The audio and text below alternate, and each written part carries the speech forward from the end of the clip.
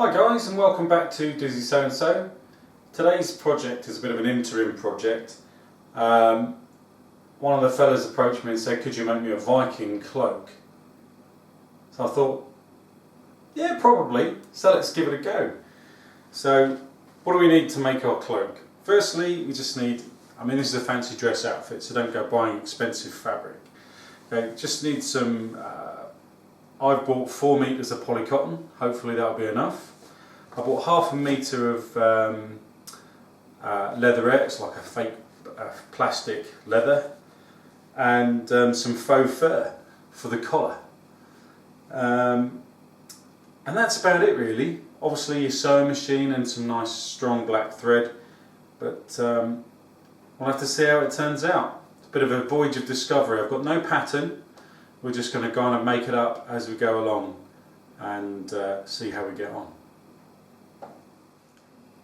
So we've marked our fabric up here, and we've basically got 3 triangles of the black polycotton, and we're going to sew them together to make a cloak. It couldn't be simpler. Okay, so our first bit of sewing, I've lined the straight edges up, making sure that the curved edge, the bottom of our cloak, is with curved edge. Otherwise we'll look a bit silly at the end, having to unpick it all. But first, the sewing in this is really simple. It's all straight seams.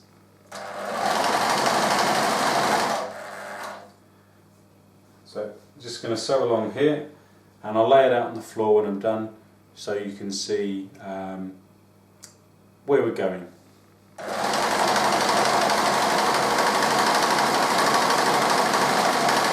So there you have it. That's the main bulk of our cloak done really. 3/4 of a circle stitched together, and now we want to make it look a bit more characterful. We want to make it look like a Viking cloak, where the leatherette and the fur come into it. So we're going to cover the neckline with some fake fur, and we're going to move on to how we're going to cut that out now. So here we have the underside of the fake fur, and what I've done is I've marked a circle of 8 inches in diameter, and we've cut that out for the neckline, and then I folded it in half, and just roughly we want 3 to 4 inches at the front and around about 9 to 10 inches at the back.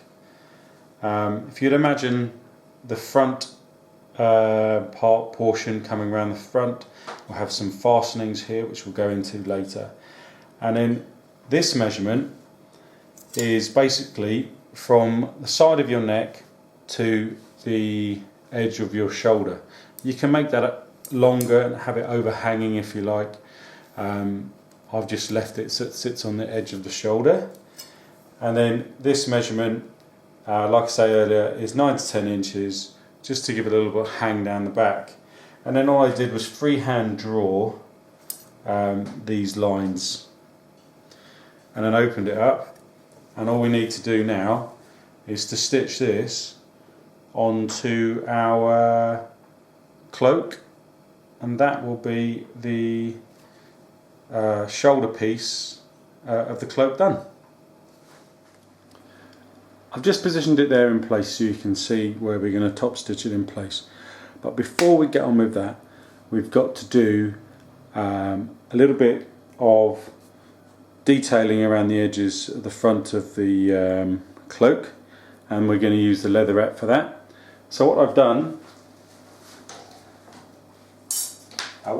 is cut some 2-inch strips of this leatherette,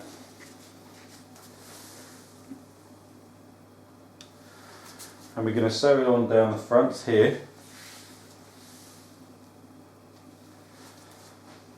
and then all the way around the bottom of the cloak itself. That's if we have enough. So I've put a little chalk mark where the fur neck top cover ends. We want to make sure we cover that, and all we're going to do is just top stitch on all four sides, so all the way down the seam, making sure it's all the way down the edge, sorry, making sure it's all lined up nicely, and then we'll come across the bottom and then down the outside edge to make sure it stays in place, it doesn't flop out. So I'll do that and then we'll lay it down again.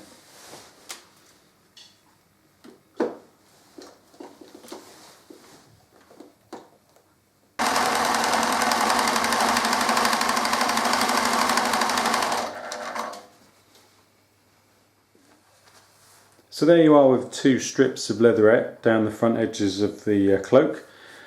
If you've got a walking foot on your sewing machine, now's the time to use it. The presser foot really got stuck. The friction between the presser foot and the leatherette was quite strong, so it's caused the wrinkling you can see on the edges of the leatherette and the cotton, because the cotton doesn't stretch as much as the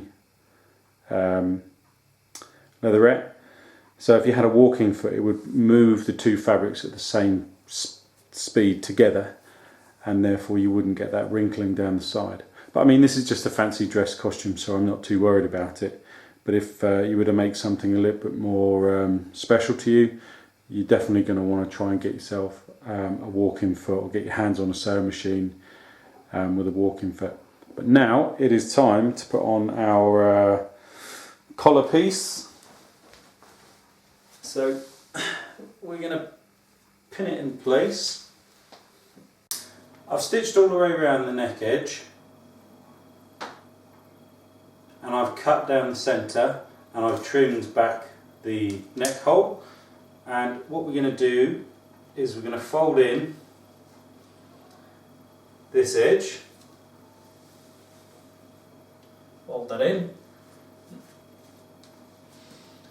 We'll pin that in place, and then we'll sew all the way along the outside edge to hold it in place.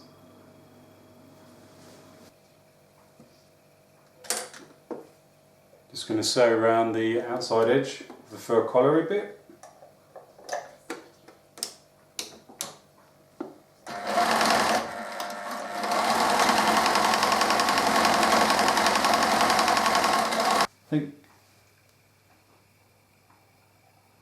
I've just sewn all the way around the outside edge of this fur sort of decoration, and you can see the stitching really easily. So top tip, get yourself a comb and just comb it down, and that hides all the stitching, and you won't even know it's there. As you can see, we're nearly complete with our Viking cloak. All we need to do now is some sort of fastening here, and what I've got is these Vogue stars. I shall show you. We're going to sew those on, stick them on, and that'll be the end of that.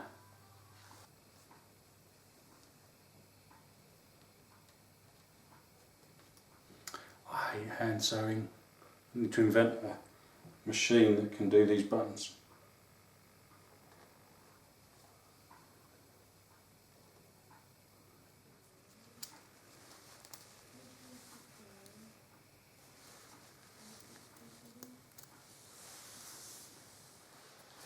Okay, so there you have it. One finished cloak.